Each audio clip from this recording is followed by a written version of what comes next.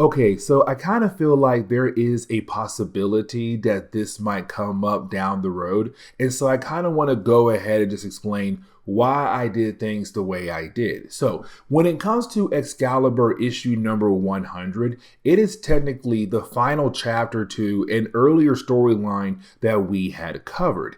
The reason why I didn't put this chapter in that video because this chapter alone is part of the Onslaught crossover. Now, in one of our earlier videos, I had talked about the idea of impact issues. Impact issues are technically used as a way to kind of show us the different impacts Onslaught has across the earth with all his different plans. And so when it comes to Excalibur, it's just an impact issue, but also kind of wrapping up a previous storyline as well. That is why we're going to cover it now as its own video, separate from the last one, but also like part of this crossover. Now, there are a few things we have to talk about when it comes to Excalibur in this one particular storyline. You see, we had learned in our last video that there is another Hellfire Club in London, the London branch. Now, when it comes to them, they have been trying to promote themselves into the ruling class to allow them the ability to rule over Great Britain. Now, they had this massive plan that involved all these different pieces, like, for example, Black Air. Now, when it comes to Black Air, they had appeared out of nowhere, like literally out of nowhere. We had a brand new organization for the Great Britain government. And the thing was, Black Air had replaced an organization known as WHO. Now, when it comes to WHO was known as the Weird Happening Organization. They would go around the world to investigate weird things happening across the world. The problem was that out of nowhere, you had Black Air replace them. And we come to find out that thanks to the Hellfire Club, they bought the right votes in the government to allow Black Air to replace WHO. And then use Black Air as a way to kind of help them control the actual government, the country in their own particular way. Now, we had also learned that when it came to the Hellfire Club, they also wanted to release some kind of demon as a way to take over not just London, but the rest of the world. That demon had a lot of power inside of it. Now, unfortunately, the demon does not have a name. But here's the thing, because you had the Hellfire Club go out of their way to kidnap Douglock. And the reason why they used Douglock's hardware to build a physical connection to the tomb where the demon is locked away yet. And then they brought in the Red Queen of their organization. And that would be a character known as Margali Zardos. Now, for Margali, and I really hope I pronounce her name correctly, she was the adoptive mother for Nightcrawler. But here's the thing, because for Margali, she was on the Winding Way. Now, the Winding Way is a very interesting concept in Marvel Comics, but to kind of give you a better idea of what it is, it's basically a source of power that you have to work your way to. Unfortunately, there are people who are ahead of you when it comes to getting to that power source. And so when it came to Margali, what she did was she killed off all the different people who were technically ahead of her on the Winding Way. And so even though she was able to get that power, she wanted more power, the power of the demon. And so once she began to use Douglock to kind of connect herself to the power of the demon, well, she made a huge mistake. The demon is too powerful for her to control. And so technically, she's now just stuck holding on to the head of Douglock, while now you have all these different crazy things happening across London. And so that is why when it comes to Excalibur, when they had entered London, all they see is complete chaos. Now, for Excalibur, they only came here to get Douglock, but now they realize they got other things to take care of, because you have people just running around crazy right now, being filled doing some kind of demonic psionic energy. You have hell towers just blasting out of the ground. You got buildings on fire. Like, it's complete chaos. And so for Excalibur, they're kind of like, hey, listen, we got to stay focused. We got to find Douglock because most likely Douglock is the key to stop all of this. Now, while you have our heroes coming into London, for Pete Wisdom, he sees a character known as Scratch. Now, for Pete Wisdom, he hates Scratch. He wants to beat down on him. I'll explain why here in a moment, but you do have Pete Wisdom go after Scratch while you have the rest of Excalibur move on. But we have to switch over to Mohamed Taggart at Muir Island, and this kind of begins the whole process of why I say this is part of the Onslaught crossover, because as we jump over to her, at first, it's us seeing her be confronted by Amanda Selfton. Now, for Amanda Selfton, she is the daughter to Margali, of course, the Red Queen, to the brand new Hellfire Club. And so for Amanda, she's right now blaming herself because she gave her mother the soul sword that used to belong to magic. When it came to Margali, she used the soul sword as a way to kill off all the people who were ahead of her on the winding way, to allow her the ability to get that source of power, but also give her a brand new body. But here's the thing, she wanted more power. And so once she had learned that there was some kind of devil underneath London, she had to get that power. And so she attacked her daughter and began her plan to get the power of the demon, as we are right now seeing in the current time. But right after their conversation, you didn't have our heroes be confronted by the X-Men. You see, when it came to Uncanny X-Men issue number 333, you had the different heroes with their separate ways to handle different things that could help them figure out how to stop Onslaught. You had some heroes go out of their way to find Magneto. You had some heroes go out of their way to protect the Fantastic Four. But you had some heroes who went over to Muir Island to meet up with Mohamed Taggart. Now, there's a small kind of problem with this storyline, and let me explain, because when it came to Uncanny X-Men issue number 333, it was really more Mohamed Taggart telling the X-Men to come over to Muir Island to use the Xavier protocols as a way to stop Charles Xavier. But in this issue, the way it was written is kind of like Cyclops just found out about the protocols. He went over to Muir Island, and Mohamed Taggart is just now finding out what's exactly going on back in the States. So it's kind of like, wait a second here. This right here is not technically right. She should already know what's going on when it comes to Onslaught. But either way, it's her realizing what she has to do.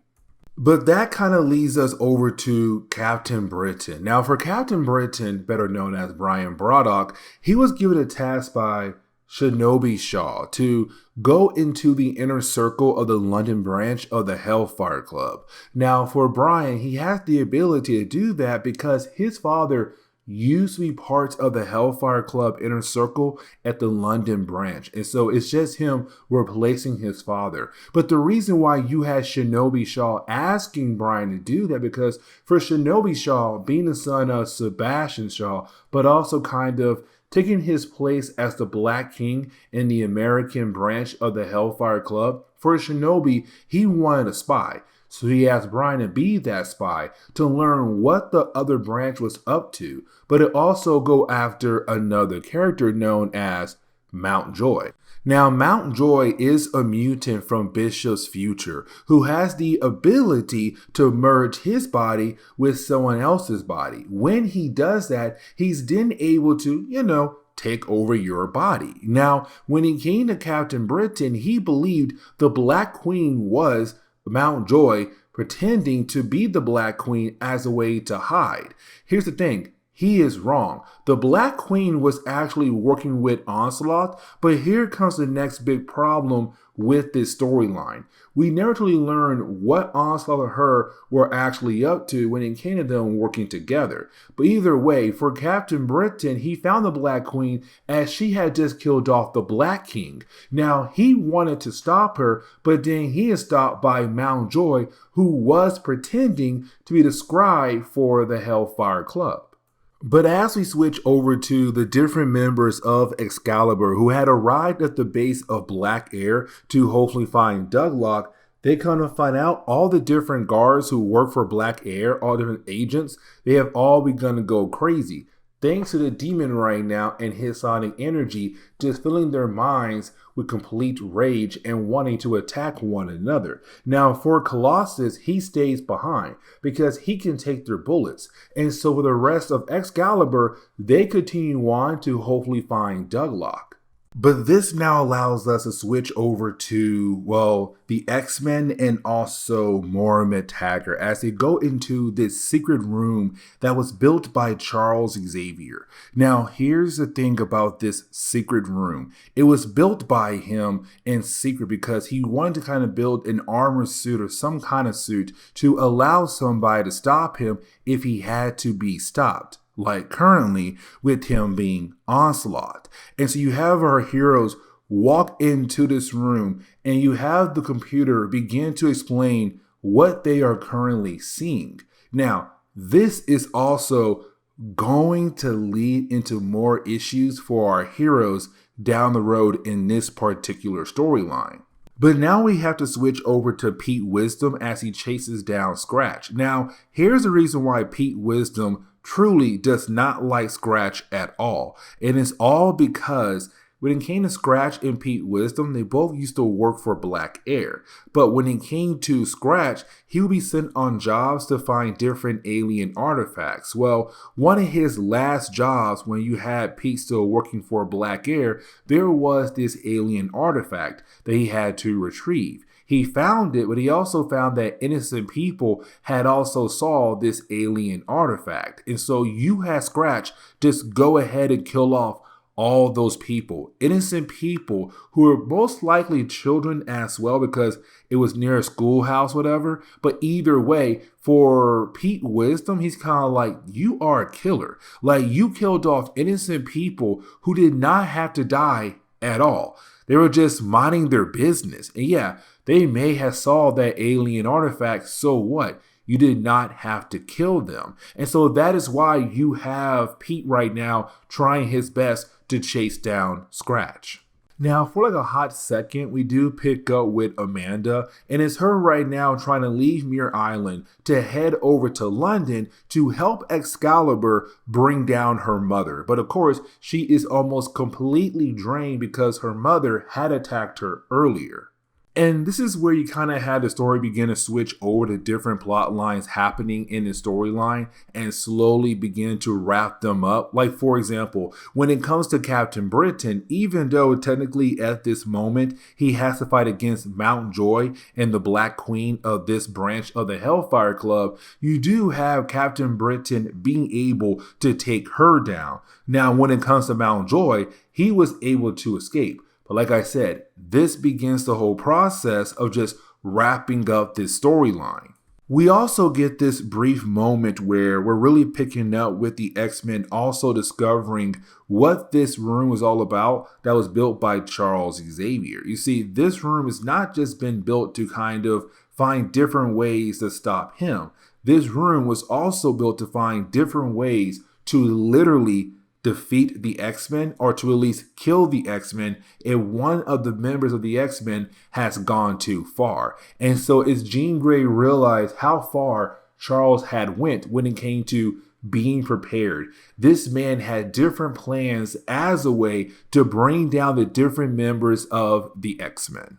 Now, we do have to check in with Nightcrawler and the rest of his Excalibur team as they try to continue in the base of Black Air to hopefully find Douglock. And so you do have our heroes being able to make their way through. But you didn't have our heroes be confronted by the Red King of the Hellfire Club, who's technically under control by the Red Queen of the Hellfire Club. And so his main goal is to make sure that Nightcrawler, Wolfbane, and also Kitty Pryde are not able to go into the room behind him to get their lost friend Douglock. And so you do have Nightcrawler actually challenge him in a sword fight.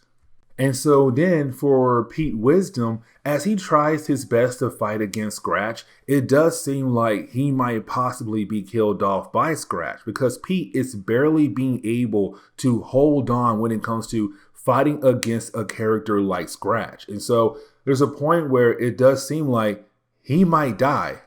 Now, I kind of want to go ahead and get back over to the battle between Nightcrawler and also the Red King, because for Nightcrawler, he wants to know what motivates the Red King. And the Red King says, I'm rich, I'm powerful, and in love, and I will destroy you. Now, like I said, he's currently being controlled by the Red Queen, but it's Nightcrawler kind of like, love makes you want to stab people? Like, dude, that isn't love. That's brain damage. And for me, I don't know why I like that line for Nightcrawler. He's kind of like, love makes you want to kill people? No, that ain't normal, dude. But their battle continues on. But like I said, you had the story begin to wind down, because even though when we jump over to Captain Britain and now his goal is to bring down Mountjoy, you have Mountjoy being able to shoot off 2 bullets. Now, when it comes to Captain Britain, when he had brought this suit with him, he made sure to put some kind of force field around him to slow down the bullets. So yes, they're going to hit him, but not do as much damage as they would have done if they hit him without the force field. Now, as we jump back over to the X-Men and also Moira Taggart, we get that confirmation like, yeah, Charles Xavier made sure to have plans for almost every single member of the X-Men, X-Force, Excalibur, X-Factor. And the reason why I'm saying that, because we now see the computer showing off different pieces of information about Cable. So it's kind of like the dude being sure that he was prepared for almost anything to come down the road. But then you have our heroes, Excalibur, begin to find out what's going on when it comes to Douglock. You know, when they walk into the room, it's when you have Amanda also appear. And you have Amanda kind of say like, hey, the Red Queen Nightcrawler, that's our mom. Because for Amanda and Nightcrawler, they are siblings through adoption, but also like they in love with one another as well. But either way, it's her saying like, yeah, our mom right there is the reason why all of this is popping off at the moment.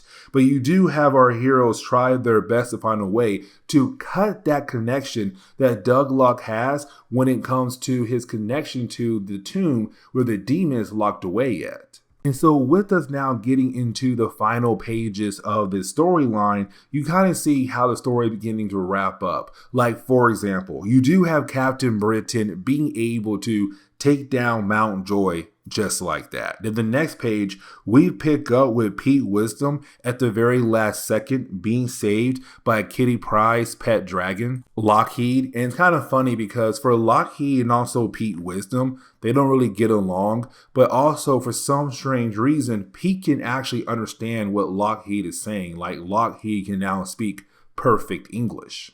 But either way, the last like 3 to 4 to 5 pages is really more of us just now seeing the members of Excalibur who were at the base of Black Air finding a way to free Douglock, stop Margarly, and also keep the demon locked away. And so just like that, the day is saved. And so now we're going to move on to the next storyline for Excalibur in the next video for them, because their next issue is not really part of the whole idea of Onslaught. So technically, this is it for Excalibur when it comes to this particular crossover. But with that being said, guys, please leave me a like down below and subscribe. But guys, see y'all next time. Later.